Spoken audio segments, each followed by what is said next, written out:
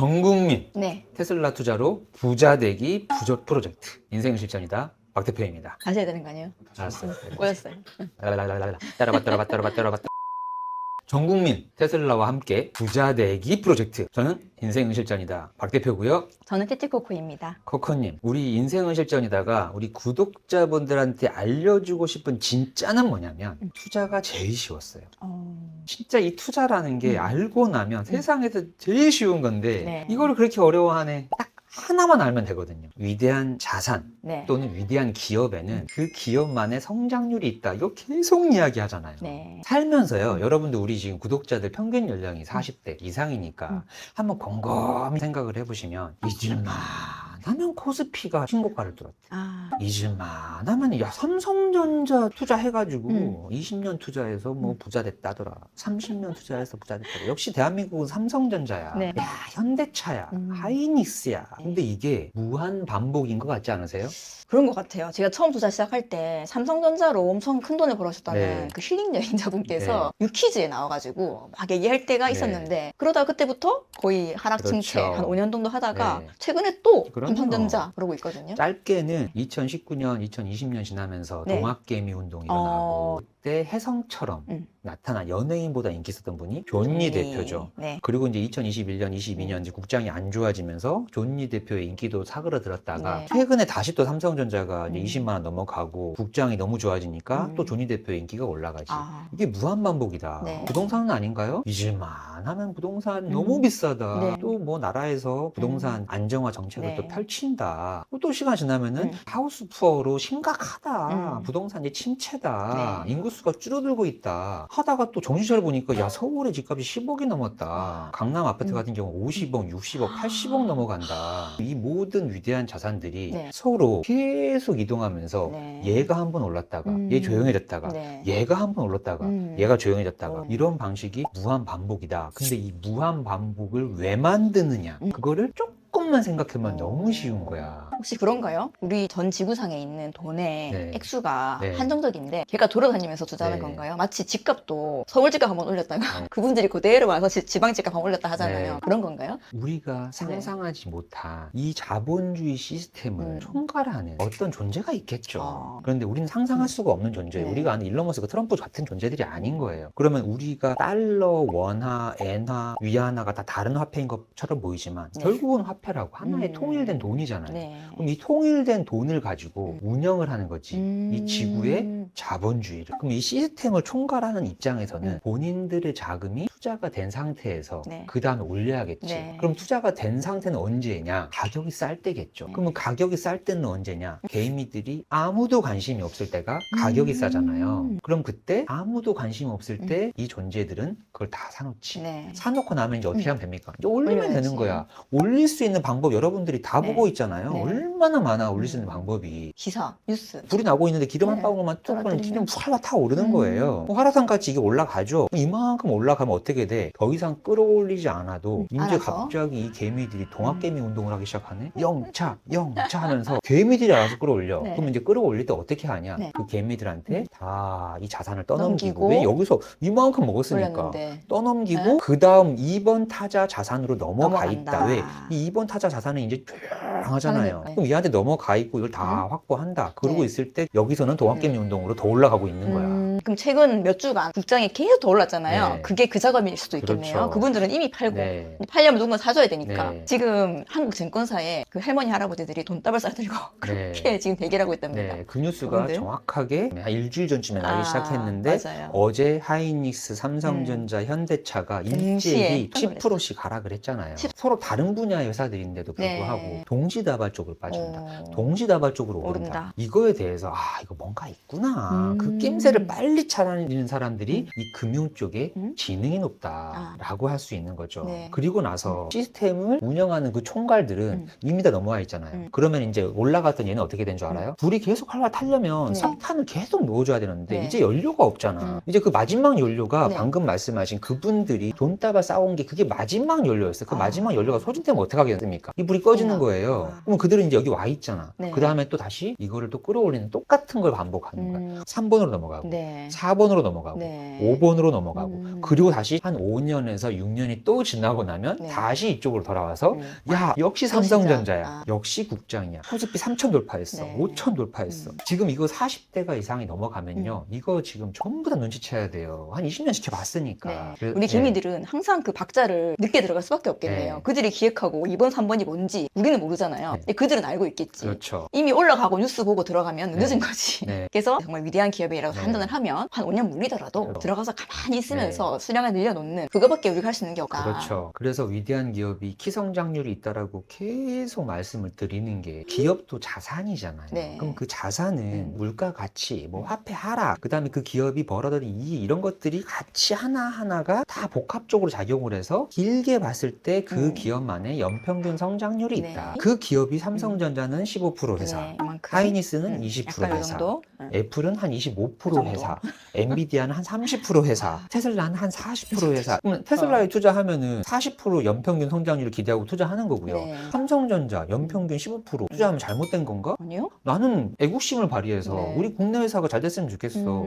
연평균 15% 어마어마한 복리예요. 네. 2020년도 동학개미 운동 있었을 때 네. 삼성전자 그때 장난 아니었잖아요. 네. 한 5만 원에서 4만 원 몇 년 동안 가던 게 갑자기 6만 원 되고 6만 전자, 8만 전자, 이야 10만 전자를 아직? 목전에 납두고 망가졌잖아요. 네. 그러고 나서 다시 4만 원까지 날아갔지. 네. 근데 삼성전자는 어쨌든 연평균 15% 오르는 회사야. 그럼 지금은 8만 전자가 됐는데 네. 폭락할지언정 한 2026년쯤 됐을 때 연평균 15%로 8만 원에서 계속 올라가면은 2026년에 얘 20만 전자 된다? 믿겠습니까? 안 믿죠? 네. 주가 빠지면. 근데 지금 22, 23, 24년까지 8만 전자 갔다가 4만 전자 갔지만 네. 시간은 계속 가고 있잖아요. 네. 그럼 연평균 복리로 얘는 올라가고 있었어야 되거든. 그리고 실제 가격은 밑에 있더라도 이 회사의 기업의 가격은 올라가고 있는 거야. 근데 이게 지금 서로 괴리가 생겼잖아요. 그리고 나서 2025년에 이 괴리를 맞추기 위해서 얘가 핑 하고 올라가지. 네. 한번 그걸 검증을 한번 해보면요. 지금 제가 삼성전자 구글에서 열어놨잖아요. 구글에서는 2005년부터 주가가 나옵니다.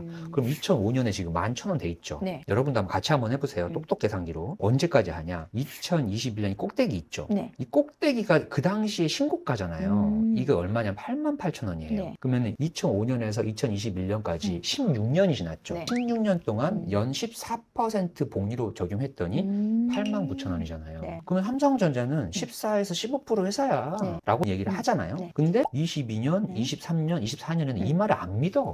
야, 뭔 소리냐? 삼성전자 이제 끝났어. 안 믿어요. 근데 계속 주장하는 거지. 삼성전자 또 올라간다. 어차피 15%씩 올라간다. 그러면 88,000원에 있던 21년도에서 한 또 5년쯤 지나면 15% 적용하잖아? 20만 원 가 있어. 네. 볼까요? 2005년에서 11,000원 시작을 했는데 21년이 지나야 되잖아요. 그럼 이걸 21년으로 바꿔주는 거예요. 그럼 정확하게 지금 이번에 와. 삼성전자 최고가가 나오죠. 네. 결국은 이렇게 널뛰기처럼 보이지만 그 기업만의 희성장이 있다. 네. 그럼 이것만 알고 나면 앞으로 내가 2035년, 2045년까지 지금이라도 삼성전자에 투자하면 연평균 15%를 내가 예상하면 된다. 얼마나 쉽습니까?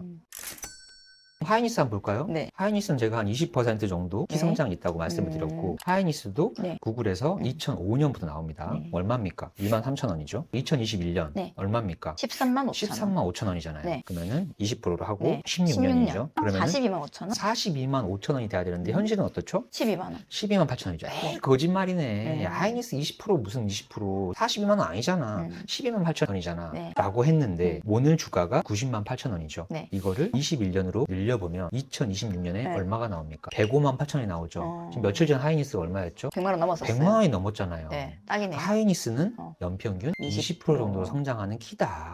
엔비디아 볼까요? 2005년에 얼마입니까? 0.2달러. 0.24로 이사. 나옵니다. 네. 그리고 엔비디아도 16년을 해봅시다. 네. 1.3. 엔비디아는 한 30% 정도의 희성장이다. 연평균 16년을 하게 되면 네. 얼마가 나옵니까? 15달러. 15달러가 나오죠. 그러면은 이때 2021년도에 15달러. 15달러 정확하게 우와! 나오죠. 네. 엔비디아는 30%인 거예요. 그러면 이때 2005년에서 2021년까지 연평균 30%씩 16년간 오른다는 게 말이 됩니까? 투자를 잘 모르는 사람들이 봤을 때 그렇죠. 사기죠. 최고점이다. 지금까지는 운이 좋았지. 네. 앞으로 이렇게 오른 회사가 어떻게 더 네. 오르니? 안 이렇게 믿는 말하겠지. 거예요. 근데 지금 오늘 주가가 180달러잖아요. 네. 그럼 이거를 2026년으로 해서 21년으로 늘려보면은 59밖에 안 되는 거예요. 0.24가 아니다. 21년간이나 매년 30%씩 복리로 올라도요. 59달러만 돼도 어마어마한 거잖아요. 근데 지금 심지어 180달러인 거야. 그러면 엔비디아는 거의 그런가? 37%씩 오르죠. 처음부터 시작했을 때는. 네. 근데 이거는 조금씩 바뀔 수가 있는 게 그때는 바뀔 수가 있죠. 네, 왜냐면은 그 산업이 계속 투자를 해오다가 한순간에 폭발할 때가 네. 있잖아요. 특히 엔비디아는 지금 시대를 너무 잘 네. 만나가지고 엄청 잘 팔리니까 옛날보다 올라갔겠죠. 그래서 30에서 40%면 이미 엄청난 거잖아요. 네. 근데 어떤 해에는 좀 웃자라면 네. 이 연평균 복리가 좀 더 올라갈 수 있고 네. 몇 년 동안 횡보나 하락하게 되면 연평균 복리가 떨어질 수 있다. 있지만, 근데 또다시 이거를 길게 해가지고 음. 장기적으로 봤더니 정말 그 기업만의 평균 연평균 복리에 수렴하더라라는 메시지를 주고 싶은 네. 거죠. 그럼 이걸 이제 우리 마지막 어디다가 대입을 한다? 테슬라. 테슬라에 대입을 해야죠. 그럼 테슬라가 2010년에 1.28달러였고 테슬라는 연평균 40% 이상씩 키성장이 있다라고 우리가 늘 말씀을 드리잖아요. 네. 2021년에 전고점이었죠. 그럼 11년이 지났지. 네. 11년을 넣었더니 네. 51달러만 돼도 연평균이 40%씩 성장하는 회사였는데 네. 400달러까지 간 거예요. 진짜 웃자란데. 엄청나게 옷자라 버렸던 거지. 네. 그리고 나서 2026년 지금을 대입을 하면 연평균 40%씩 올라도 네. 지금 278달러만 돼도 엄청난 거예요. 네. 그럼 또 누군 또 이런 생각을 하지. 그럼 지금 278까지 떨어질 수 있겠나? 어... 부정적으로 생각하시는 분이 있고 저는 생각이 다릅니다. 네. 테슬라는 연평균 40%에서 50% 사이로 왔다 갔다 하는 회사일 거다. 워낙 크다 변동폭이. 심지어 네. 21년에 414를 만들려면요. 네. 얼마가 돼야 되냐면 1.28에서부터 11년간 네. 매년 연평균 70%씩 올라야 11년 만에 414를 만들 수 있는 회사였던 거예요. 최저 40%에서 최대 연평균 70%라는 말도 안 되는 키성장률의 폭을 가지고 있는 회사인 거예요. 다른 자산들 다 올랐는데 테슬라만 지금 5년 동안 네. 횡보 하락을 겪고 있잖아요. 네. 그럼 그 압축된 힘이 폭발하는 순간 몇 년간은 연평균 몇 프로씩 오르겠냐라는 거지. 예를 들어서 2023년 1월 3일을 대입을 해보면 2023년 1월 3일에 테슬라 주가가 103달러였잖아요. 그럼 이 103달러 바닥이니까 103달러에서 40%씩 올라가는 게 아니라 이미 지금 이만큼 내려가 있기 때문에 지금 3년간 연평균 60%로 오르고 있기 때문에 현재 한 400달러 전후에 있는 거예요. 당분간은 테슬라가 못 갔던 거를 한꺼번에 주기 때문에 이런 것들이 작용을 하게 되면 27년, 28년 주가는 완전히 상상하지 못하는 지금 삼성전자 주가가 1년 만에 작년에 한 4만 원 하던 게 20만 원 가까이 갔다는 거를 상상할 수 있는 사람이 있었을까요? 없죠. 근데 이 연평균 성장률 15%를 아는 사람이라면 상상할 수 있었겠죠. 아무도 얘기 안 하던 시절. 근데 지금 그 아무도 얘기 안 하는 유일한 종목이 뭐죠? 테슬라. 테슬라입니다. 네. 우리가 알만한 것 중에 이름 들어본 것 중에 폭발적 성장을 안 한 게 딱 하나밖에 없습니다. 네, 테슬라. 테슬라의 때가 오고 있습니다. 네. 거의 다 왔습니다. 계속 무한 반복입니다. 네.